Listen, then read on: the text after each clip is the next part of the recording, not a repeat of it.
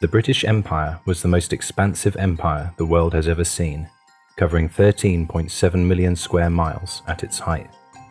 Yet it started as an unimpressive kingdom off the coast of France, its army preoccupied with its close neighbours. We're going to visualize the growth of the British Empire and its army over 341 years, so strap in.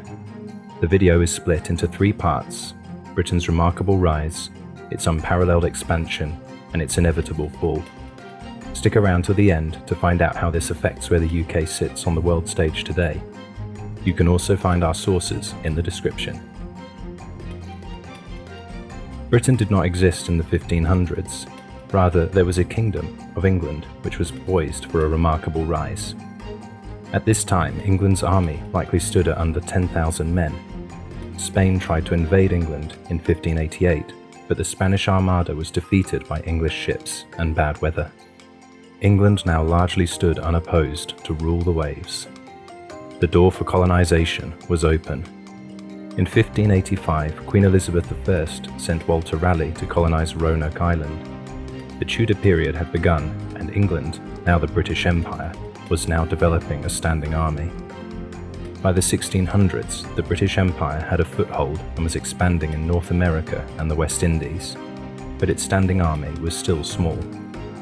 So, in 1661, King Charles ordered the creation of the British Army, possibly numbering around 5,000 men.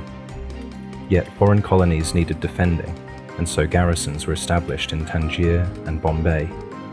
The British Army's future was still uncertain. The king decided to act. He established an army which included 3 troops of lifeguards, dragoons, and regiments of foot. Britain was now firmly on course to become a world power. By 1661, it had expanded into Africa with its colony in James Island in the Gambia River. The East India Company had also set up trading posts further abroad, which allowed Britain to creep into the Straits settlements. Back home, powerful British minds wondered, what could the limits of our expansion be? By the 1700s, Britain had an army of 50,000. After years of civil war, the monarchy was keen to reignite its colonial ambitions. But competition was rising among world powers. It was getting harder to maintain order in the American colonies, which were expanding. Much of Britain's army needed to be stationed here, and the Stamp Act was passed in 1765 to raise money for this expensive military presence. The act, hugely unpopular with colonists, set the stage for a confrontation. In 1776, tensions boiled over into war with the American Declaration of Independence.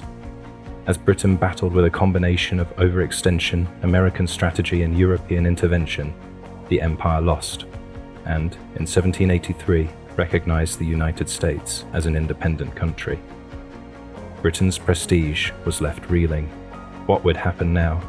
Would other colonies rise up and reverse all these years of expansion? They needn't have worried. The British Empire continued to rule the waves with its navy eventually reaching over 300 ships. This helped it to stride across Asia, Africa, and the Americas, its army swelling to 250,000 troops by the time of the Napoleonic Wars in 1803. As Europe waged against the French conqueror, Napoleon was eventually defeated in 1815 at the Battle of Waterloo. The 19th century was now firmly a British century. Largely now unchallenged, Britain's territory expanded, and its army steadily grew to nearly 400,000 by 1902. But trouble was on the horizon. The world was changing in the early 20th century. New states were emerging, and powers like Germany were industrializing.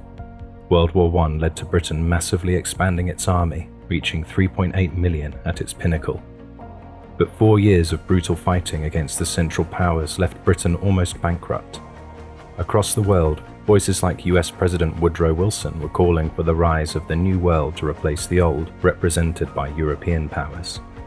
Independence movements gathered pace across the British Empire. Gradually, nations in Africa and Asia became sovereign states. This culminated in events like the Balfour Declaration in 1926, which declared the British Empire dominions as equals. In 1947, British India was partitioned into India and Pakistan. With Hitler defeated in World War II and decolonization gathering pace, Britain accepted the inevitable. It would move from an empire to a Commonwealth, its army slowly falling in the post-war years. Today, the British Army stands at about 74,000 active personnel. Britain has largely moved from an imperial power to a multilateral one, participating in alliances and partnerships like NATO and AUKUS to ensure its security.